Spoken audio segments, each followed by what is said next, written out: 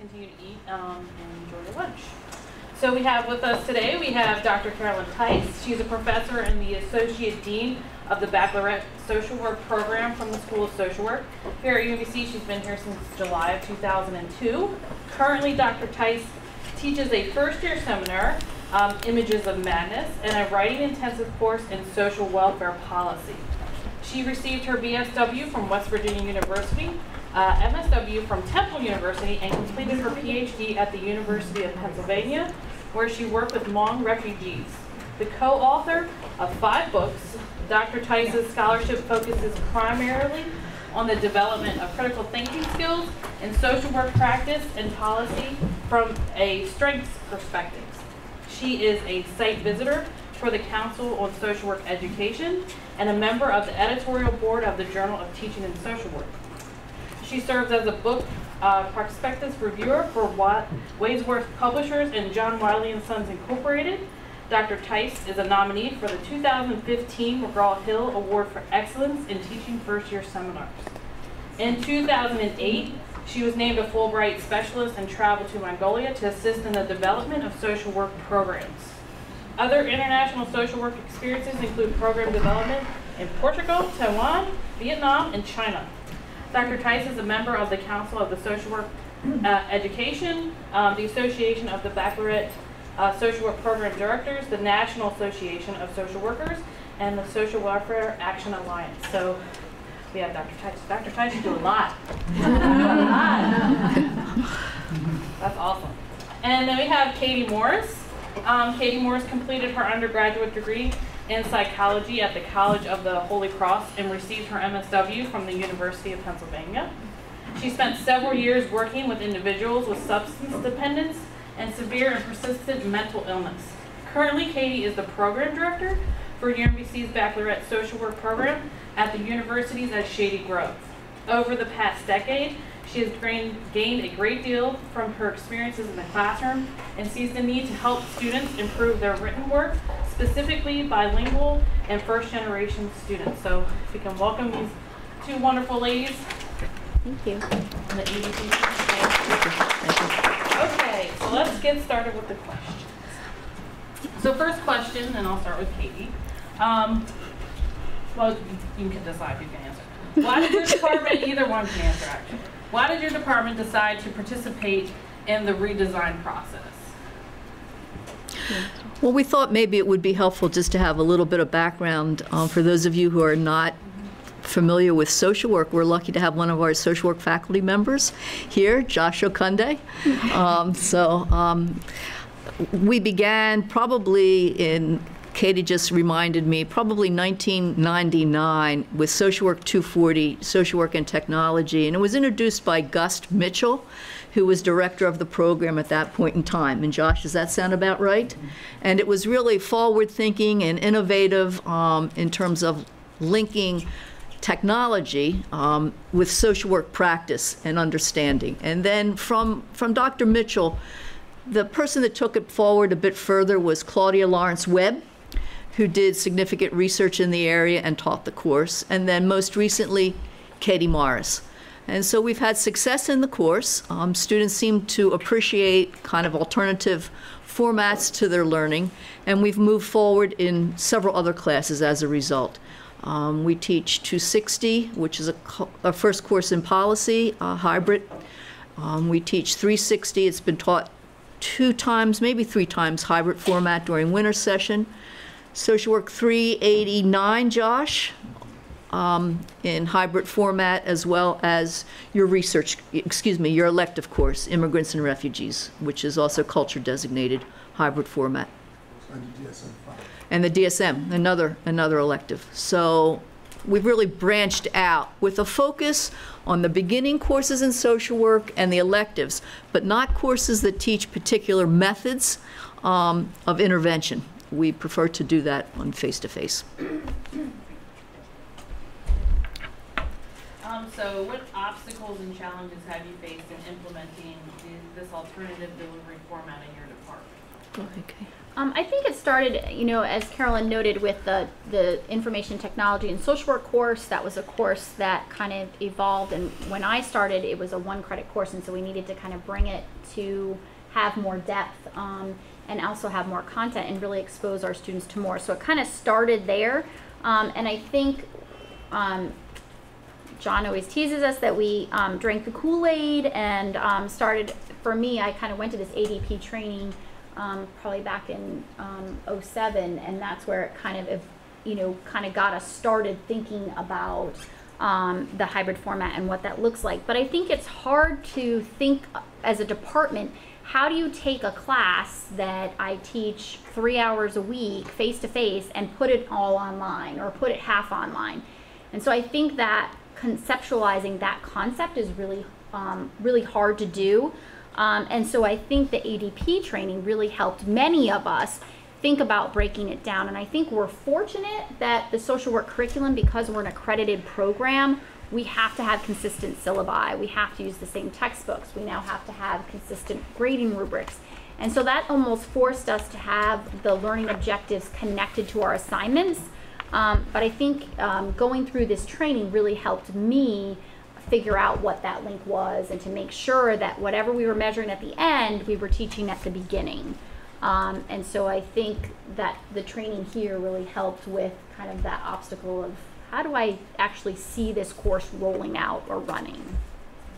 I think one other element is that many of you perhaps have affiliations or contacts in other universities, and so that you know that alternative delivery programs are not unique to UMBC. So when talking with you, John, just this week, I spoke highly of Ohio University, which I still have strong affiliations with, they were very much involved in distance learning at their 5 different outreach centers as well as the main campus.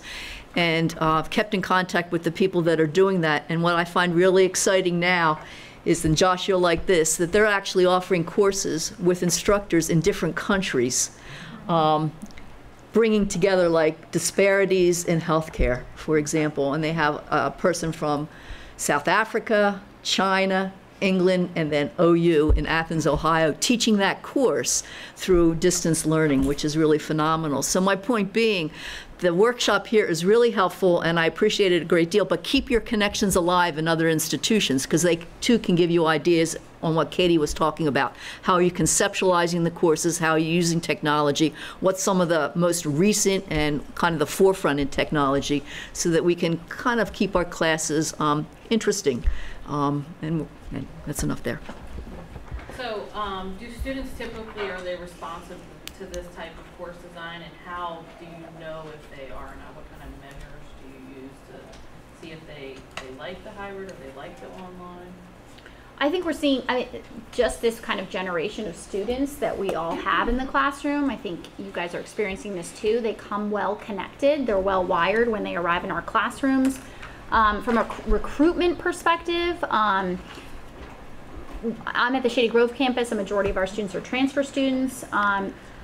All of our students are transfer students. At our main campus, a majority are transfer students. So these are typically working students. A majority of the social work program has working students. So this idea of having a class that can fit into their lifestyle and schedule. So I think they are looking for those online and kind of hybrid opportunities.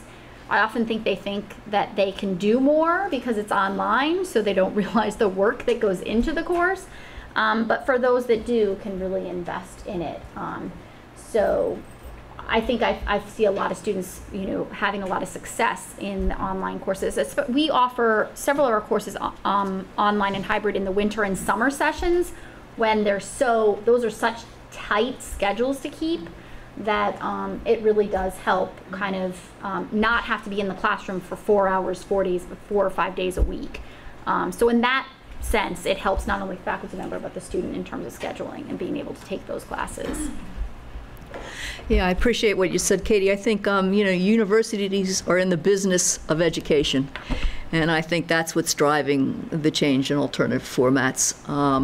Our students, as you mentioned, are busy. Most of our students are first-generation college grads. They have families. They have way too many hours that they've obligated to work, so hybrid and online works. Do I think it's always the best format? No. But we're in the business. We want to recruit students, and this is one way to recruit them. I think the workshop that you're going to is absolutely essential so that we're doing it the very best we can. I still think the classroom is universally kind of the mark of a university.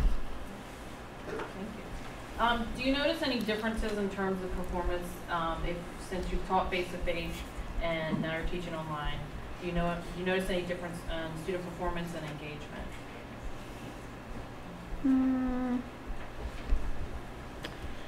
You know, I think just from an instructor perspective, you have the students that just, I think we've all taught the class where there's, you know, a select number of students that just don't do the work and just kind of go MIA. I feel like when you're teaching hybrid or specifically online, that happens quicker because the class seems to move faster. So, you know, you seem to kind of almost, they can get lost faster, if that makes sense. You know, you're holding a class 1 day a week or 2 days a week, you catch up with that student. They miss 2 or 3 classes, you catch them the next week. You hold it online or hybrid, you don't see them 3 or 4 weeks into it. They can really kind of not have been there, and that you can just lose them, I think, a little more easily. And I think, Katie, your comments speak kind of to the culture of a classroom and how can you establish kind of a learning culture online or in hybrid format is, I think, a challenge that you'll have in the workshop and then when you're redesigning your courses.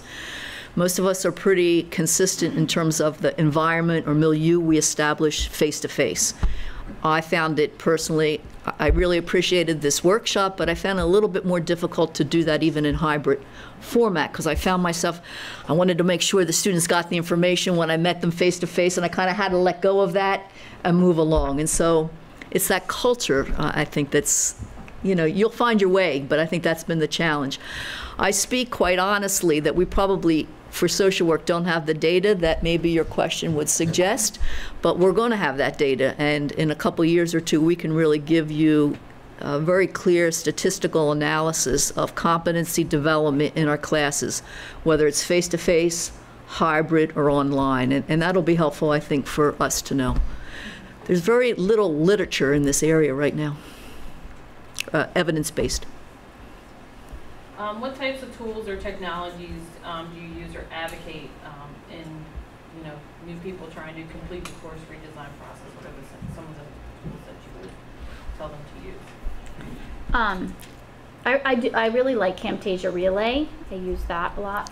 I know that's something that I think you guys will have access to. So that allows me to record a lecture, either a PowerPoint lecture or, you know, maybe it's visiting a website or showing some sort of video, something like that. So I think students like to be able to hear you and maybe not always see you, but hear you.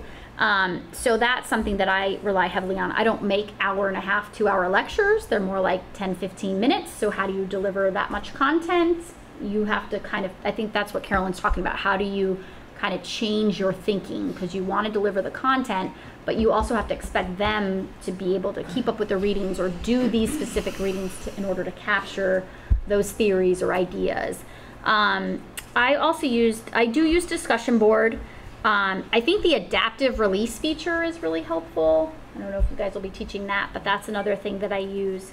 And I love the online grading rubrics. They are awesome.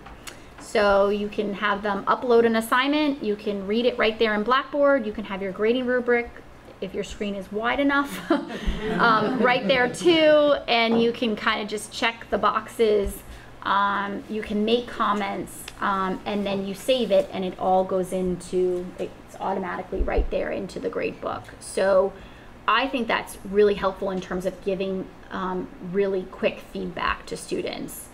When I say quick, I guess one of the things that kind of being online and hybrid, if you're not seeing them kind of on a weekly basis, you need to be able to give them feedback on their written work, on their performance. And so I think that online grading rubric has been really fantastic. And I think they tweaked it a bit along the way, and so I think it's really really effective. I think one other thing I would add is some people within our program are using blogs somewhat effectively as well within the classroom. So that may be another consideration. After all that Katie said, one issue that we have been trying to address would be academic integrity online in hybrid format, and that's been somewhat of a challenge for some folks, depending on how they structure their class. So I think that's one area that we need to continue to work on.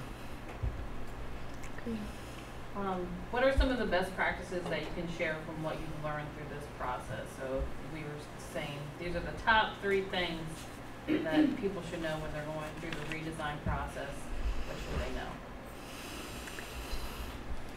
know? You have to do it ahead of time. You really have to be organized and work ahead. So I teach Wednesday mornings at 9:30. The reality is if I roll in to work at 7 a.m., I could do my lecture right then and go to class and do it well. You can't really do that online because if you don't have the lecture up and you don't have the readings up, then you get behind, and it's kind of this really, it's amazing how much faster, I feel like that's the best way to describe it, how much faster an online and hybrid class roll than an actual face-to-face classroom. I feel like what I have done that has allowed me to be most successful is to really get the course up and at least be 4 weeks in advance on material, and know that I'm going to keep trying to strive to keep 2 weeks in advance, and by the end of the semester I'm usually just a week ahead. So that's kind of the best advice that I can give, is to be organized and to really try to put as much content up ahead of time, because otherwise you're constantly trying to do the jump, and you just can't arrive 30 minutes before and do a prep, or an hour before and prep. You really have to have that up and going beforehand. I think implied in Katie's comments would be, I think for the first time around, you really have to know your content. So rather than try to redesign a brand new course, I would strongly recommend that you try to redesign or as a flip a course that you're so familiar with the content that you know it by heart, because that helps with the preparation, it helps with the delivery. If you're going to do a brand new course, then I think the way you structure that is actually even different until you learn the content. Because here you have to learn not only the content, be the master of the content, but also the designer of the class. And that dual focus takes a lot of time and energy. So I would strongly recommend begin with a course that you know quite well. Okay, now open up the floor for questions from the audience. If you guys have any questions for Dr. Tice or Katie. Oh, okay. We'll start up here, Josh. Oh, okay. I have a few questions. Of course you do. Thanks, Josh. The main question is, knowing the department, and we're using rubrics for some of our courses, and we plan to use that, to measure outcomes. How, in terms of the Blackboard-driven rubric and our rubric, is it easy to convert Blackboard's rubric so that I can easily go on Blackboard and Is it going to play into TK20? I think you're talking about TK20. Do any of you use TK20 as a platform for the, okay. We're using TK20 to measure the development of specified competencies and practice behaviors to maintain our accreditation. And so, Josh, what's going to happen is there's going to be a button on Blackboard that will load your information, your rubric, into TK20. So it's going to be a relatively simple process. Yeah, it won't, that's what I'm told. That's what we're working toward. And this is the rubric that you designed for HBSE, and yeah. Okay. What rubric do you use now? So the rubric that we developed in Word, we can put that content into the Blackboard rubric. It won't look exactly like it in terms of the boxes and everything, but we can have the setup be there to make that work. And so I've kind of emulated the content of the rubric into the Blackboard rubric, but it doesn't have the same grid format because it's not a Word document. What So- I do now is I attach it to my Mm, comments mhm. when I send the comments to the students. Mhm. So I just take the Word document Mhm. and say, see attached file. Mhm. Right. Mhm. Right. And so that's what's kind of nice. You're not having to upload those to each student. Right. It's just right there in Blackboard. You just save it and it just saves right there for them to view. And it's also very portable. I mean, you can do it everywhere, anywhere, so that is helpful. Other questions? Thank you, Josh. Okay. So you were talking about how you have students and they have different schedules, and I was wondering if when you're in an online situation, if it's possible or even preferable to occasionally have everybody at least at the same time I like that. engaging in a discussion or using some type of aspect of Blackboard, because they're always going to be distributed. And that's something you can set up in the class however you want. So some of our hybrid classes really run asynchronous. So we're synchronous, meaning we're all together in the classroom face to face. But when we're doing online work, it's whenever you or I can get in there to do the work. Online, I have done both. I have done completely asynchronous, meaning you just do your work whenever you need to do it and follow kind of the deadlines. But I've also required them to come in to different areas where we will have a discussion, or where they will present content material. Collaborate. Yep. So we are using Collaborate still, and so that's something that I've used that tool, and it actually has worked really well. I've been able to get in there with at least, I think at the most, it just so happened that that's how many I had in there at the time, because they were in groups, was like 6 students and myself. They were able to upload a PowerPoint presentation. We were able to we could all see the PowerPoint. We could all hear each other. It was, and then we could also, IM, is that the best word to describe it? You know, if one of them had questions about presenting, they could IM and the little text would show up. So that's a really useful tool if you need them to be somewhere together. I really appreciate what you're saying. What you have to be careful there also is scheduling the space, because that's can be difficult here at UMBC sometimes to get the space allocation, and how far in advance you have to have that, or do you begin at the beginning of the semester knowing that you're going to be meeting as a group in some way. And in the online, just so you know, one thing that kind of came up for me, which I didn't plan on, you know, I was kind of hoping to have, 12 noon meeting time. Yeah, it was like 9 p.m. meeting time, because that's what worked for their schedules. Yeah. Was that my first choice, as I had a screaming toddler in the background? No, it wasn't, but like that's kind of how, so thinking about that, whether or not you schedule those times in advance and students know that, or whether or not you all agree to specific times, that was one of the things. I know it's a really little thing, but it was something that I didn't kind of plan on. Like, oh, I thought we would do this at noon, because that worked for me. I think Katie, if I could just add, I think Katie brings up a really good point. And Katie, you mentioned it earlier, that our students come thinking they know a lot about technology, because they don't know sometimes as much as they think they know. So the curve, be patient, because the curve is there. And so even though they're texting all the time and using their phone, am I right? Totally. That the technology that we use in the classroom may be quite different to them, and there is a learning curve. And if I can just tie into that, I think there's technology, and there's technology in an academic setting. Yes, absolutely. It's like they understand the technology, and they really know how, they can be the quickest one to get me a resource on domestic violence, with a tablet that they have right there. But and if I say something in class, they can completely ask Suri if I'm correct in that date or whatever. But I think the thing is that they almost don't know how to use it best for their academic work. So this idea of, I need this resource, and then they provide it, but did you assess the website? Did you make sure that it, had the data that we were looking for? So this whole idea is they can easily, I almost think they like to get it quickly, but is it the best data or resource that they're providing for us? So that whole idea of kind of technology, I think they have it at their fingertips, but they don't necessarily know all the ways to use it from an academic perspective. And I think that's our role as the instructor. And I don't know if you're just as a little tangent, but this is something that connects. The number of students that I get emailing me like, hey, won't be in class today, check you later. I mean, usually it's worse than that. Hello, Katie would actually be a nicer way to be. This whole idea that everything's IM'd. Sometimes it's not even in complete sentences. So I think this academic professionalism, I think, is something that you know, I think we need to be teaching them, because you can't just kind of roll in and roll out with the technology that way. Linda, your hand was up. Yeah, so this question sort of relates to the first part of the discussion you just shared.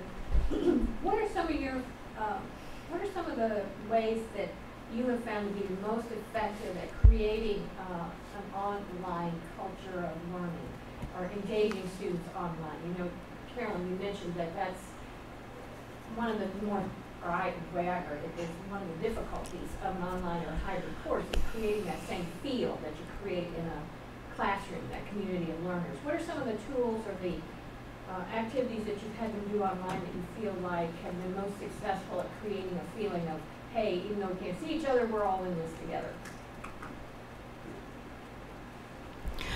I can start. Yeah. I mean, I think sometimes just an introduction of each other. I think if you can post pictures, if it's appropriate, of each other, so that you kind of have that, so you have kind of that background. I think immediate responses by the faculty member, critical, when I say immediate, written in a proper way, you know, so that kind of, and also then monitoring what happens on the discussion board very quickly, so that people understand there's a certain standard that's being used here in terms of the way we're addressing and communicating with each other, and that standard is going to be carried out throughout the class.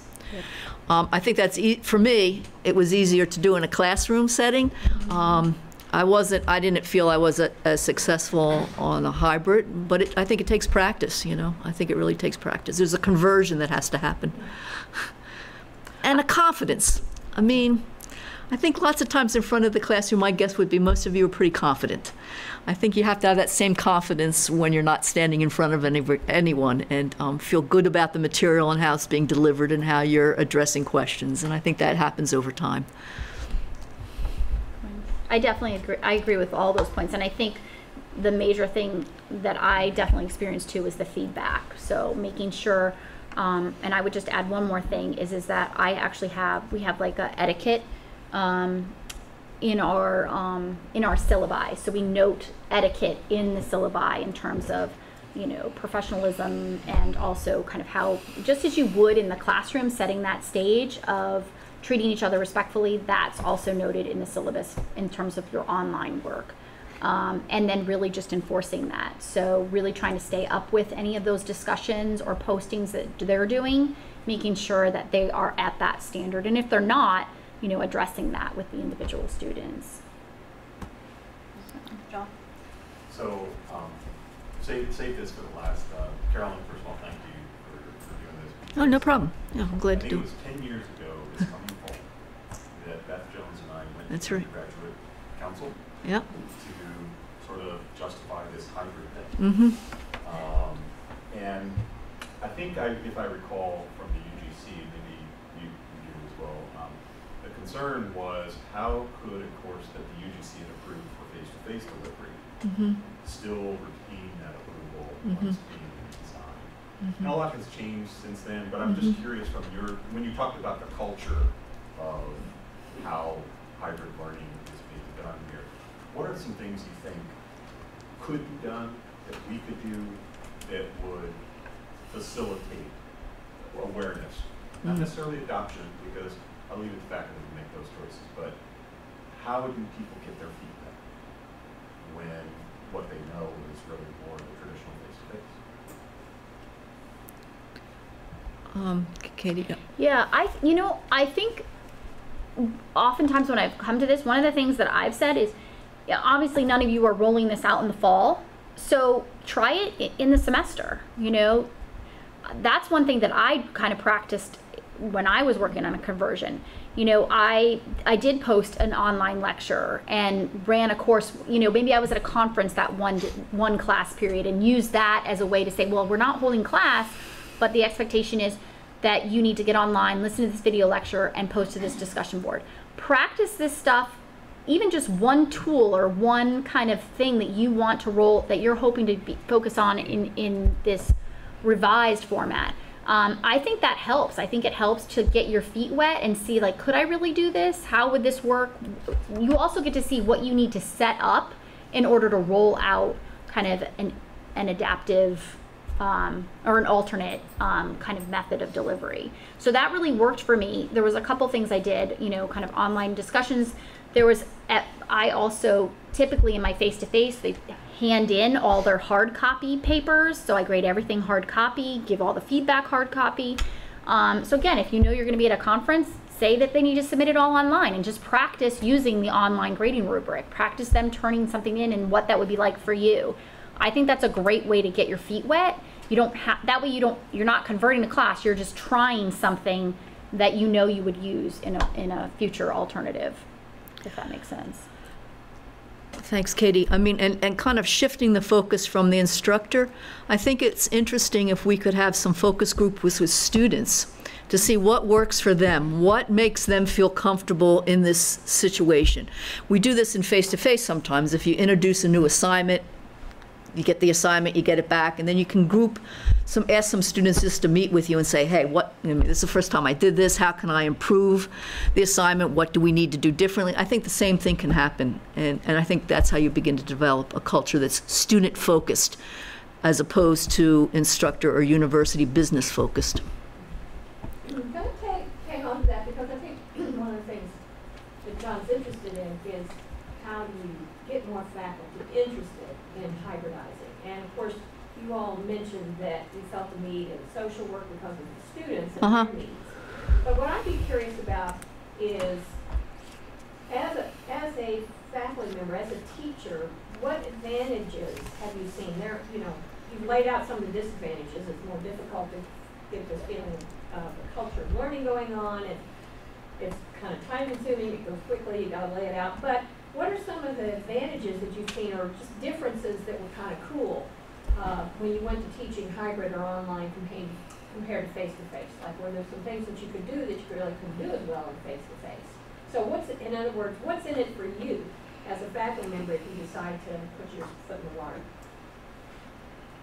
I think one of the first advantages for faculty members is time. Yep. But I think, and Josh helped me here, I think folks do not calculate the prep time that's needed and the ongoing conversations then they have with students. I think that's somehow overlooked at times. But I think that time not in the classroom is appealing to some people, especially on the online. Yes, yeah. And I think on the online, because I have taught online, face-to-face and hybrid, but online, and even in the hybrid, so I do those Camtasia Relay videos, and another tip is that I don't really cite dates or, last week when President Obama was elected, don't cite events with a date. I've been able to recycle some of those lectures. And so I do re-record about a third of my lectures each semester.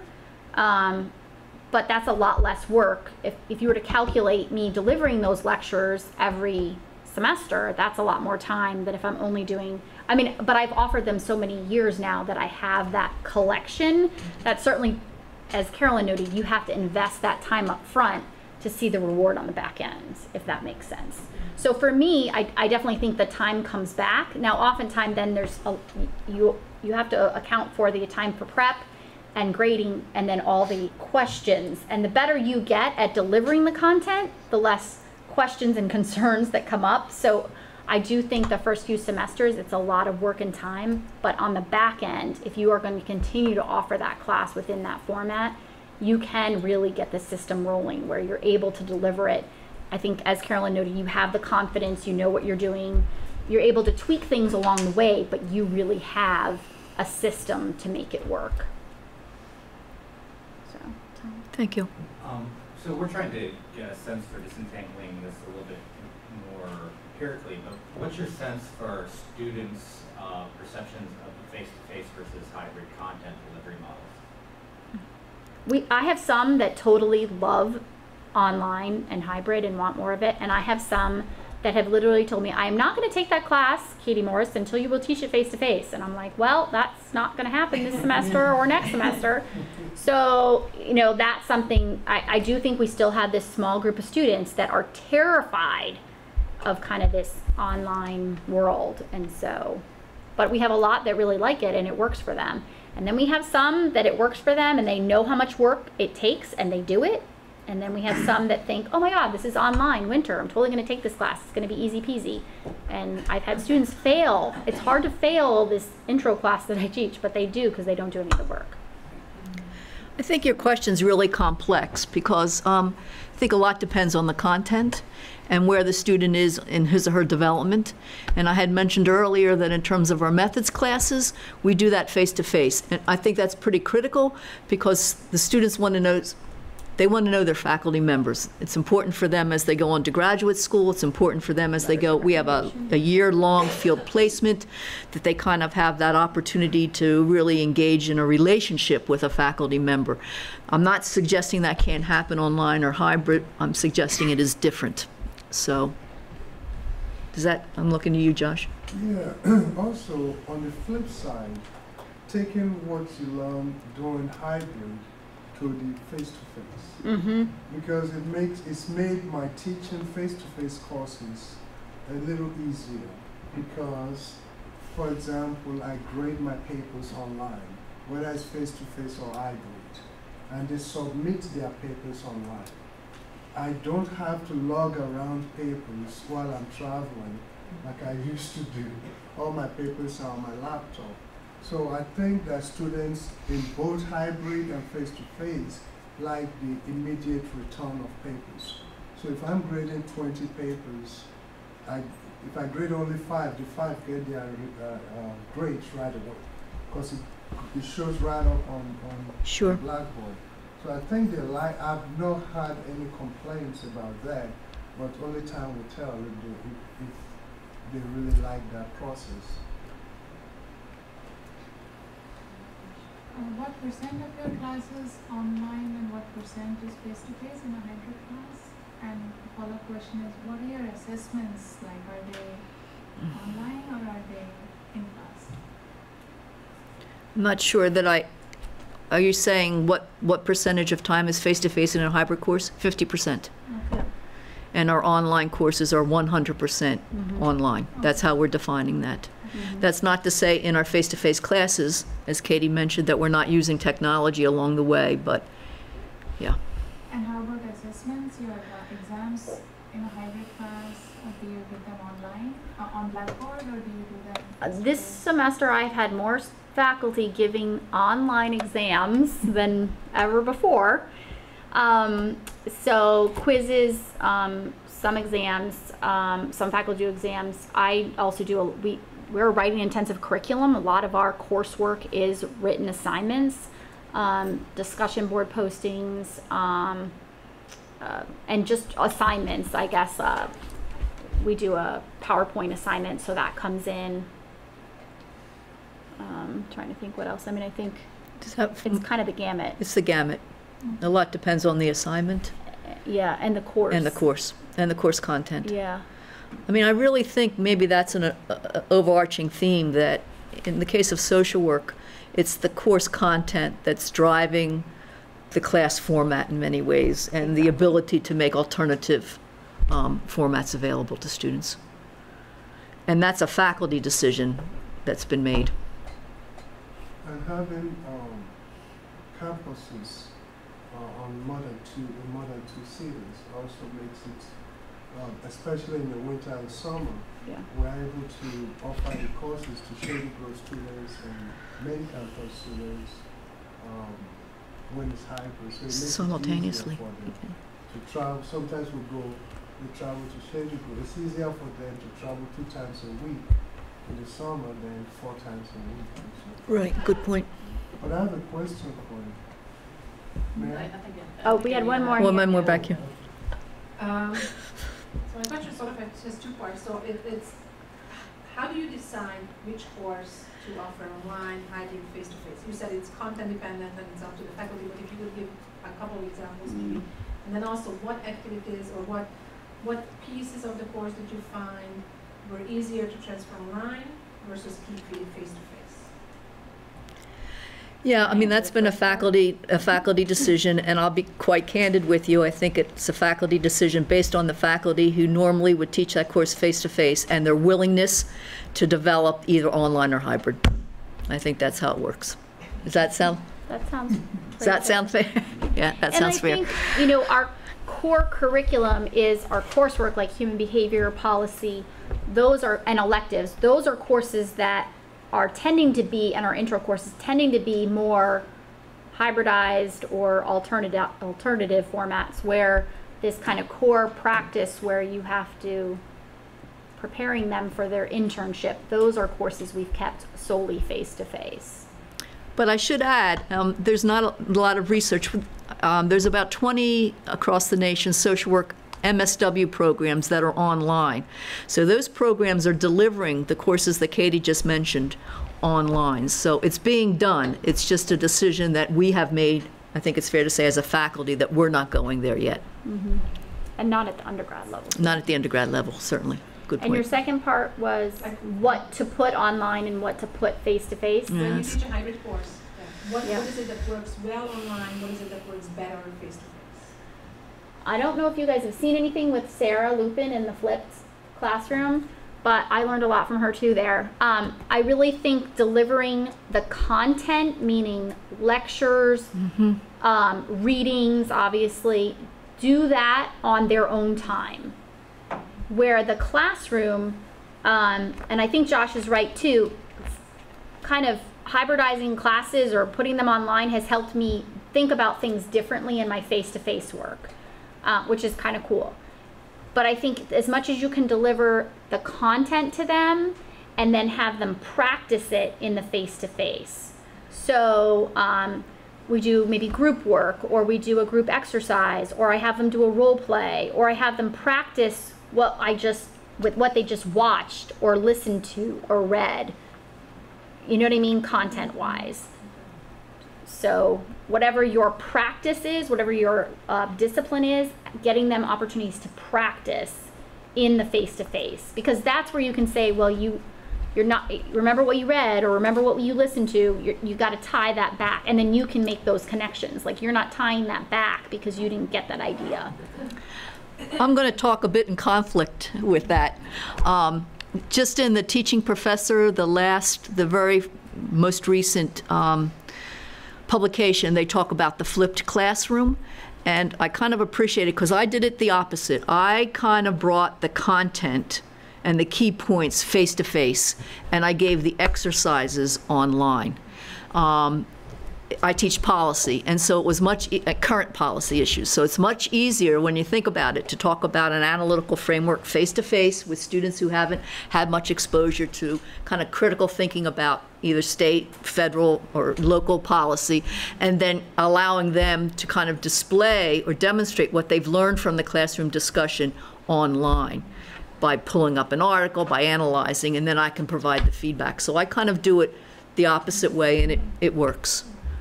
But that's a topic that's written about quite a bit in terms of what do you present face-to-face and what do you present online. We'll take one more question and we're going to go ahead and wrap it up. My question is related to the balance and how do you actually measure the amount of time that, if you say 50% happens online, I'm struggling with proving that that amount that I'm delivering online accounts for that percentage.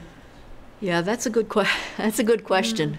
Because what you're suggesting is there should be almost, if it's really 50% down 3 hours of online work. Is that what you're saying?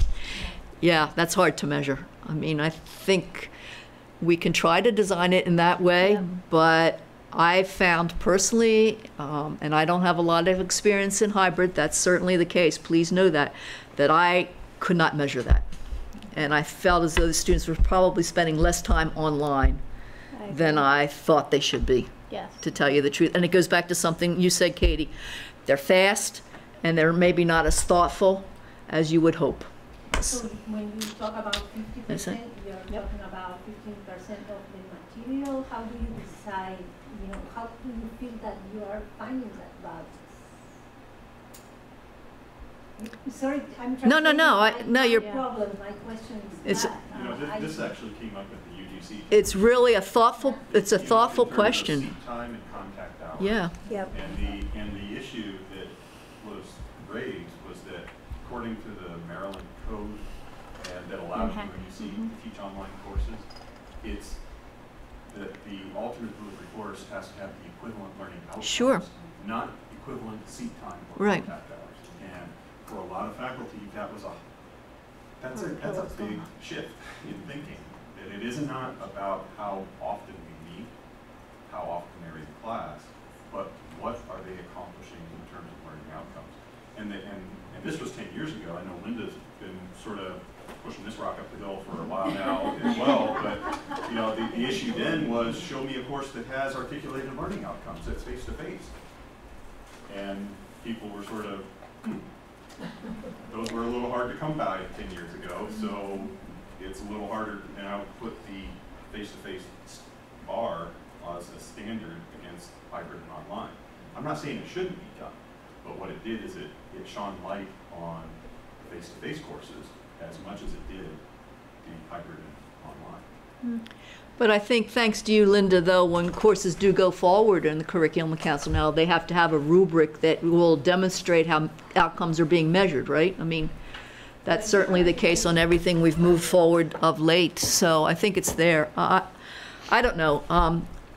I sit humbly in front of you and say that we haven't done the job that we needed to do to measure outcome. We've done more than most. Well, but I know that we should have been doing more, and we will be doing more now with TK20 pushing us to do more, that we will be able this time next year to give you very concrete evidence in terms of what makes a difference and what doesn't. And I'm not so concerned, and to answer your question perhaps about time by the computer or time with the computer. I'm interested in what the students really learning as a result of the engagement. And I just don't feel we've done enough in terms of measuring that, to be honest. Exactly. We have, so I'm sitting here telling you that. Just so everybody knows, there is no university definition of hybrid course in terms of proportion of online or face-to-face. You chose it. Yeah, we chose it. It is not a mandate. It's not defined. I would thank you everyone for your questions. Thank you.